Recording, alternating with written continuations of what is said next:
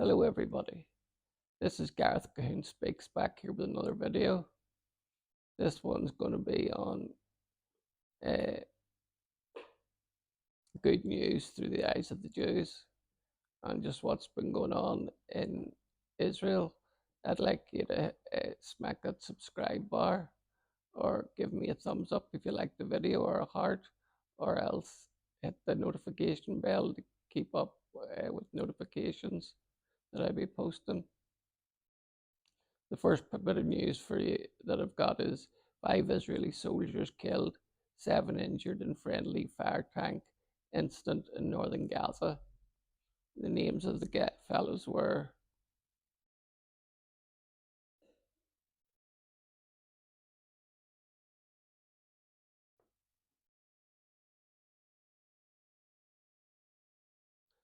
five soldiers were killed, 7 wounded, according to initial reports from Israel Defense Forces military tanks, which were operating in cooperation with paratroopers from the 202nd Battalion, arrived at the site in the morning, several hours before the soldiers. When the paratroopers arrived, they established a post in the building where the attack happened. They notified 2 tanks of their arrival and said they were entering the building. Sometime later, the tank's forces identified a gun barrel sticking out of one of the windows and believed it was a threat to the paratroopers, fired 2 shells. The IDF said it continued to investigate the incident. The fallen soldiers were identified as Captain Roy Bet Yaakov, 22, from Eli, Staff Sergeant Gilad Boim, 22, from Karnai Shomron, Sergeant Daniel Shimu, 20, from Tiberias, Sergeant Ilan Cohen, 20, a lone soldier from Argentina who emigrated to Israel after completing high school, Staff Sergeant Betzel David Shusha, 21, from Tel Aviv. This is tragedy of biblical proportions, and I just want to lift a prayer up to the families of those that lost loved ones in this battle, and not just for these 5 soldiers, but for all of the soldiers that have died from 1948, which is 25,000 altogether. So I lift a prayer up for them.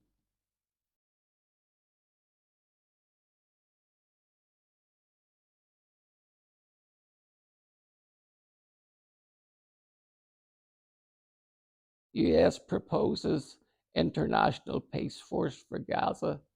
Arab nations want recognition of a Palestinian state. But this is a misnomer, because there is no grounds for a Palestinian state. Because, first of all, there has to be two peoples wanting it, Israel and the Palestinians. The Palestinians have said over and over and over again they don't want a part of Israel, they want all of Israel. So I just think that the US is blowing smoke up people's bottoms, because it's just totally ridiculous. Because at the moment there's no Palestinian state, and Israel's being hit with rockets, um, hostile vehicles entering their airspace. Just today there was one in the Golan Heights. So it's totally ridiculous to even talk about it. But ministers called to dismiss DM Gallant after he taxed Netanyahu's indecisiveness on Gaza day after plan. Hezbollah drone infiltrates deep into Israel, hitting IDF base. Israeli Air Force strikes deep inside Lebanon to counter it. Netanyahu insists on necessity of the Rafah operation, says we must protect the life of our nation's citizens. DM Gallant demands Netanyahu make decision on day after. In Gaza, PM hits back, need to eliminate Hamas first, which I believe is true, because Hamas has to be totally eradicated before Israel can move forward with any plan for the day after. There's a video on All Israel News, and you can watch it. It's Hamas terrorists operating inside UNRWA facility in Rafah, filmed by an IDF drone. So, UNRWA, in case you're unaware of it, is United Nations Relief and Works Agency. It's the only agency that is ever set up to look after one people and one people only, the Palestinians.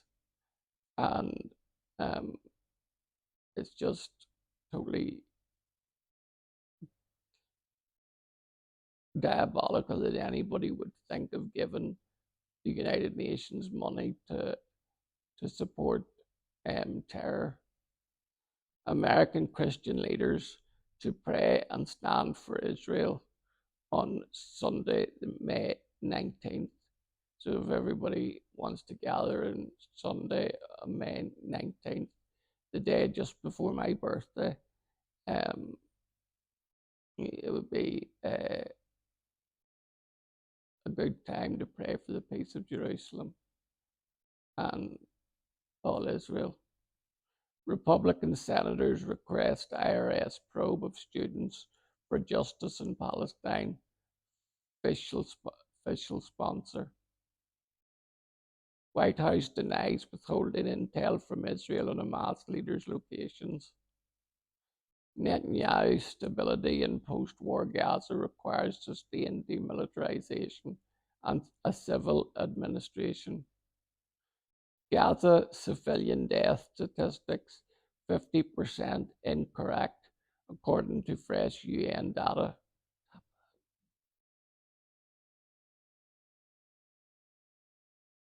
The United Nations has released new data indicating a significant reduction, 50% in reported deaths of women and children in Gaza. The UN has so far not been able to produce independent, comprehensive, and verified casualty figures, the world body stated in its disclaimer. The UN data published on May 6th indicates that of the 34,735 total fatalities in Gaza, more than 9,500 were women and 1,400 were children. This data provided by Hamas suggests that women and children comprised nearly 70% of the casualties.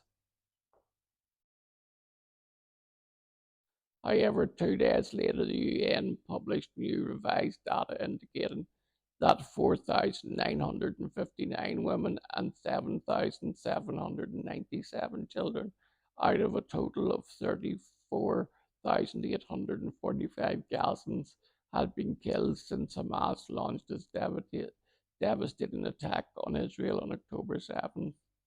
According to the revised data, women and children now constitute 36 instead of the previous claimed 70% of the total Gazan fatalities.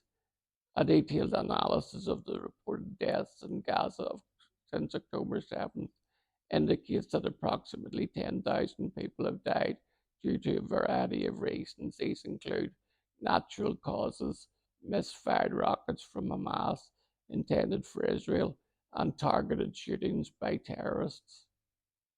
You see, this just proves that over and over and over again Hamas lies. Yes, there is still a high proportion of women and children that have been killed, but it's not the wild and nefarious numbers that Hamas has given. Come back for part 2. Shalom, Maranatha, and Hallelujah.